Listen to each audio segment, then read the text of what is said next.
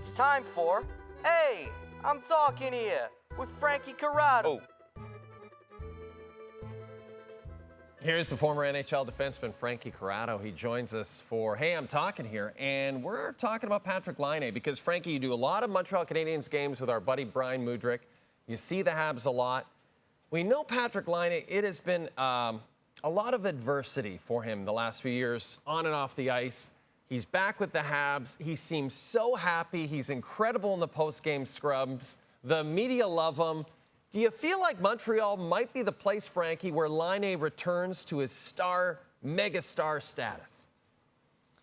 I do, Jay, and I know it's a small sample size right now, but Patrik Laine is knocking this out of the park as a member of the Montreal Canadiens. And there's a few things that stick out for me. The first thing that comes to mind is it feels like there's a newfound purpose for him. Now, he's in a situation where the team is trying to rebuild, and he's trying to rebuild his career. So you pair the two together, and you get a lot of purpose in what Patrik Laine is trying to do. The other thing that comes to mind, on the ice specifically, this power play for the Montreal Canadiens has a lot of key ingredients for something that can be really good for a long time. Now that Lane Hudson is playing the first power play unit at the top, that is an elite passer. There's going to be two elite goal scorers on this unit in Patrik Laine and Cole Caulfield. Not to mention a guy who's in front of the net in Juraj Slafkovsky, who's a big player. And we haven't even mentioned Nick Suzuki, who can be a lot of the playmaker and finisher type person on this power play. Like, there's a lot of good things, a lot of nice elements that could lead to Patrik Laine having a lot of power play success here. So you pair that up with the fact that he's in a good frame of mind where he has found some purpose in his game, and the ingredients are there for Patrik Laine to regain his star status as a member of the Montreal Canadiens. Now, Frankie, there was a pretty significant goalie trade that happened in the NHL on Monday. We'll take you through it. We're going to talk about it, but let's take you through the trade itself. The trade is Mackenzie Blackwood. He goes to the Colorado Avalanche in exchange for Alexandar Georgiev, Nikolai Kovalenko, and 2 draft picks. The Sharks are also sending Giovanni Smith and a 2027 fifth rounder to Colorado. Georgiev, an .874 save percentage, last in the NHL among goalies who have played at least 14 games. Blackwood's been playing great, a .911 save percentage. He'll be a free agent at the end of the year. The Avs are struggling. They're holding on to that second wild card spot. Blackwood's such an interesting guy. I mean, a few years ago, we had him on the Team Canada Four Nations face-off projected roster. That's how much promise he had, the kid out of Thunder Bay. Does this trade actually make Colorado better, Frankie?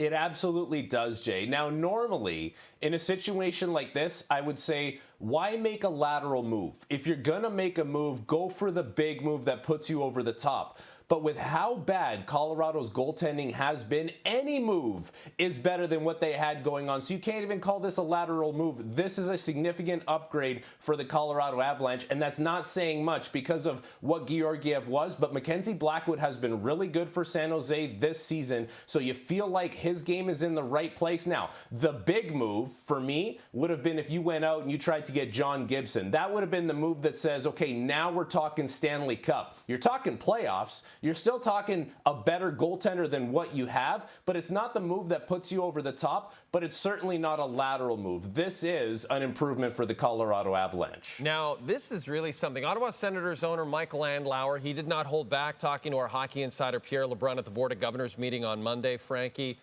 He was addressing that tweet that Larry Brooks sent out about the fact that the New York Rangers were, quote, targeting Brady Tkachuk in trade talks. Andlauer described it as soft tampering. Curious to get your thoughts, Frankie, on what Andlauer had to say. Good for Michael Andlauer, okay? Like, this is a player that obviously, Jay, would be very highly coveted around the league. Everyone knows that. That's not a surprise. But guess what? He's an Ottawa Senator, and he committed to being an Ottawa Senator. And I can understand Michael Andlauer's frustration because all he's had to do since buying this team is put out fires that weren't his to put out. Now you have talks or whatever you want to call it, reports that there's other teams interested in your star player, your captain, guess what? No other teams, no other reports, no one should be talking about that player. He's committed to the Ottawa Senators. I'll put it to you this way, Jay. Like if you're dating someone, she's very good looking, yeah, you know everyone wants her. There's guys sliding in her DMs all the time. Guess what? Now it's time for you to put out an Instagram post with your arm around her, kind of marking your territory a little bit. And for me, that's what Michael Andlauer had to do. So I like it. I don't like the fact that he has to do it. He shouldn't be put in that situation. Brady Tkachuk shouldn't be put in that situation. But for the owner to stand up and say, like, this is my guy and mark his territory, good for him. He didn't have to be put in this situation, but he dealt with it the right way. I agree. I like what Andlauer's doing. I like the moves he's made since he's bought the team. Frankie Corrado, you're great. Thanks for joining us on the show. We'll talk to you soon.